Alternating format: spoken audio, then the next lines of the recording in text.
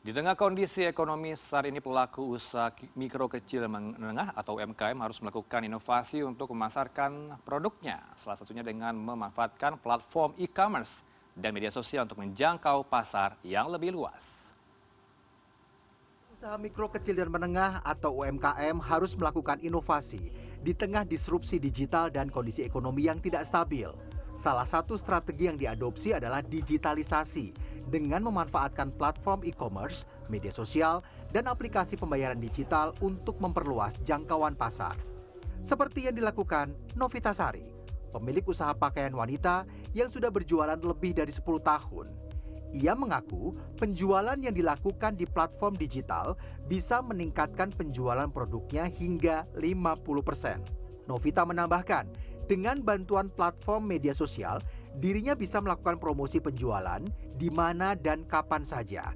Dalam sebulan, Novita mengaku bisa meraup omset 200 juta rupiah.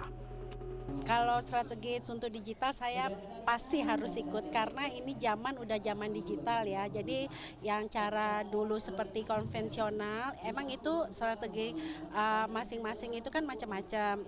Sebenarnya saya juga udah punya pelanggan yang emang udah trust di brandnya saya, tapi tetap mereka kan nggak mungkin harus datang ke tempat kita, ke butik kita, atau setiap pameran dia harus datang. Jadi pasti dia melewati digital. Seperti contohnya saya bisa menge-share hasil produksi saya, yang terutama adalah saya suka di Instagram.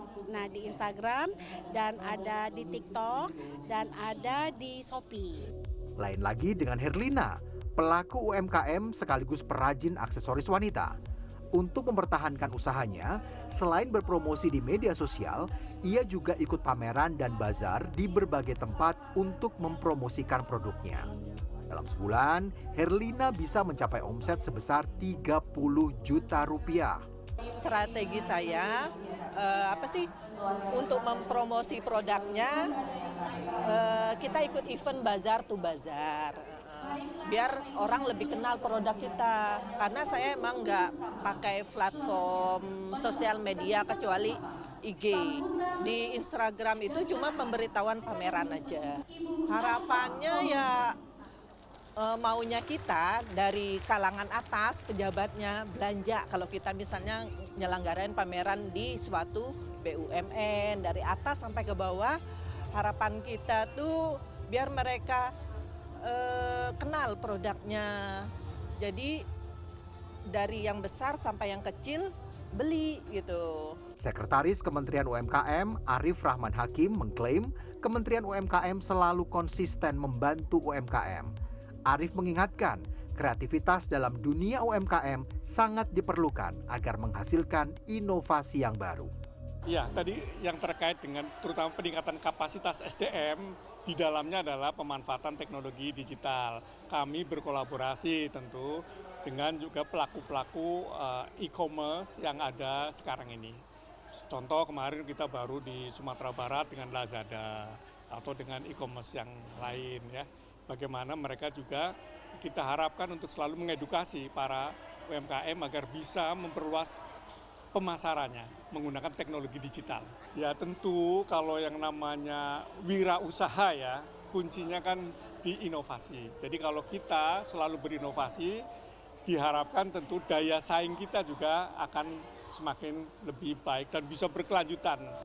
Sementara itu, Ketua Perhimpunan Perempuan Lintas Profesi Indonesia, Indah Surya Dharma, mengatakan UMKM adalah pilar penting dalam ekonomi Indonesia. Karena itu, organisasi perempuan ini memberikan pelatihan kepada pelaku UMKM terkait pemasaran melalui platform sosial media. Di dalam pelatihan itu pun selain kita ada pelatihan packaging, kita juga bagaimana para pelaku UKM ini sadar dengan teknologi.